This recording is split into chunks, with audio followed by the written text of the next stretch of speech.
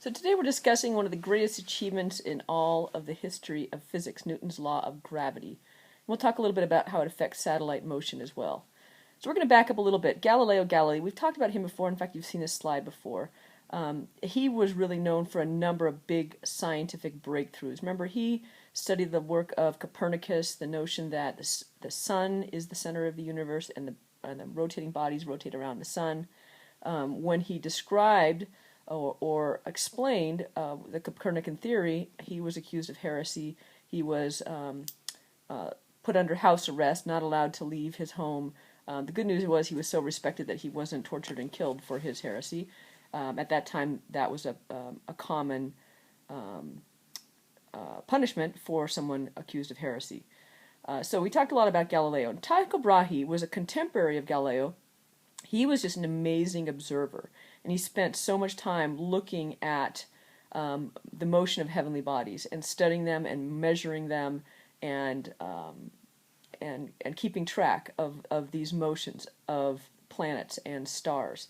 So he charted reams and reams of data on planetary motion. He tried to interpret it to come up with his own sort of model of motion of planets, and he was not successful in doing that. But his assistant, Johannes Kepler, who was a brilliant mathematician, took Brahe's just reams and reams of data and assimilated it. And from the work that he did, he was able to come up with three what we call empirical laws.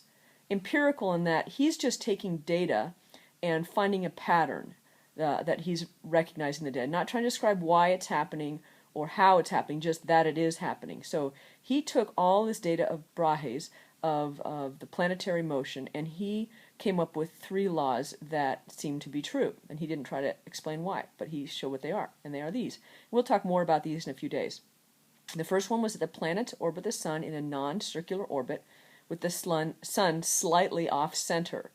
So if that sounds a little bit familiar, maybe from trigonometry, it's because it's an elliptical orbit with the sun at one of the foci of the ellipse.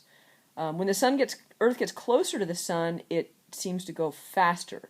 So it goes in close to the sun, it goes faster, and then it slows down and goes further away. We'll talk more about this later, but this has to do with conservation of angular momentum. New concept. The larger the orbit, the longer it takes a planet to go around. That's called the law of periods, and we'll look at that in detail in a few days. Well, Isaac Newton now is working with the work of Copernicus and Galileo and Kepler, and he is able to see what they have discovered and then assimilate those into some not empirical laws, but laws that govern all of mechanics. We consider Isaac Newton to be one of the most influential figures in all of human history, not just in science. His greatest published work is known as the Philosophiae Naturalis Principia. Now we all just refer to it as Principia. He was the co-inventor of integral calculus. In fact, he developed the integral calculus in order to prove the law of universal gravitation. And that's one of the reasons that it took him so long to publish, from the time that he first sort of understood and discovered universal gravitation to the time he actually published it. He was really working on the calculus behind his theory. So his four fundamental laws, you've seen three of them, and now you get the new one. The first law is the law of inertia. Body in motion remains in motion in a straight line. Second law is F equals ma, force equals mass times acceleration. And the third is for every action there's an equal and opposite reaction. But the new one is Newton's universal law of gravitation, and that's what we're going to look at today. In his law of gravitation, he recognized that the behavior exhibited by a falling apple, so an apple falls from a tree and it accelerates towards the earth, is exactly the same behavior as that of the moon, which is, quote, falling towards the earth as well, except that it remains in orbit. And he was the lone scientist that could connect those two and say that they are effects of the same force. Whenever we have a unifying law, something that brings observations together under one roof, it's considered an extraordinary achievement, and physicists are always looking for unifying universal laws. The law that he described is known as the inverse square law. And he explained the why of Copernicus. In other words, why are Kepler's laws true, and why do the bodies rotate around the sun, and why does the moon rotate around the earth? So he provided the why of all those things happening with his law of gravitation. So here's what the gravitation says. The force between two objects is directly proportional to the product of their masses and inversely proportional to the distance between them. So all that means is that if you have two masses, a large mass and maybe a small mass, any two masses are going to have a force of attraction between them. And the force is going to be equal and opposite because of Newton's third law. So the force of attraction between these two masses, wherever they are in space, can be described by a formula. And the formula says that the force is a constant times the size of one mass, the big mass, times the size of the other mass. It might be big and little, it might be too big, I don't know. And it's inversely related to the distance between them. So the distance between them is r.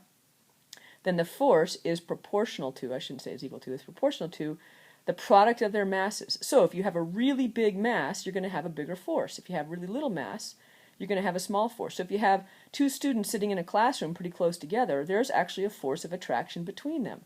It's dependent on the mass size of their masses. Now their masses are so small that you can't really feel that force, but there definitely is a force between you. Why can't you feel that force? Well, there's a constant of proportionality. We call it G for Cavendish's constant. I don't know why it starts with the letter G. And that number is very, very small. In fact, it took another 100 years from the time that Newton came up with his law of gravitation for that value of G, that constant, to even be measured because it's so small. So that was done by Henry Cavendish's experiment. And what he did is he had a little mass here, and actually two big masses here, and then he brought another mass in close by, and this is like a vacuum sealed room. You can see there's a little eyepiece right here, and so someone's observing from the outside, and they're bringing a mass near another mass to see if this torsional system will twist just a microscopic amount. And by measuring the amount of twist, they can measure the gravitational attraction between two masses. So elaborate experiment, and with that he was able to come up with the constant for gravitational attraction, which is 6.67 times 10 to the minus 11th Newton meter squared per kilogram squared. So that's very, very small, which is why two masses in our classroom feel a teeny, teeny, teeny, tiny force of attraction. But the Earth and the Sun, which are hugely massive, feel a much stronger force of attraction. Okay, so the gravitational force, this is Newton's universal law of gravitation. F of G, the gravitational force, is G times the two masses over the radius between them squared. So, what do we notice? We are much more dependent upon the radius than the mass because we have GMM over r squared. So if you move further away, then that force is going to drop off more quickly than if you increase the masses. Another interesting thing is that if you plug in the mass of the Earth, you get G times the mass of the Earth over the radius of the Earth squared, that's going to give you G, gravity, 9.8 on the surface of the Earth. So, for example, if you knew G and you knew the radius of the Earth, which scientists did, then they could then calculate what the mass of the Earth was, since they already knew what little g was. Once Cavendish measured G, and they knew the radius of the Earth, they could calculate the mass of the Earth, which is a pretty exceptional achievement at that time, too. So, when you use Newton's second law of gravitation, mass of the object drops out. So that just means that you say mg, that's or mass times acceleration, is g, big G, m over r squared. And so what that means is if you use this is at the force, F equals ma, force is, and the force is gravity, then the little masses cancel out, and you're given the rate of acceleration depending on your radius. So the further you're away, your acceleration is going to get smaller and smaller and smaller. That's why they say that gravity is slightly smaller at the top of Mount Everest than it is at the surface of the Earth, because you're further away from the center of the Earth, which makes that this term drop off and get a little bit smaller. Okay, and finally, and this is what we're going to be using with satellite motion, that acceleration is going to be v squared over r if you have something that is orbiting with uniform circular motion. In other words, it's not changing its speed. So we'll talk more about that here in just a minute. So let's talk about universal gravitation in satellites. Again, here's our law. F equals g m1 m2 over r squared. Sometimes you see big M and little m. Sometimes you see m1 m2. It's all the same thing. Inverse square law.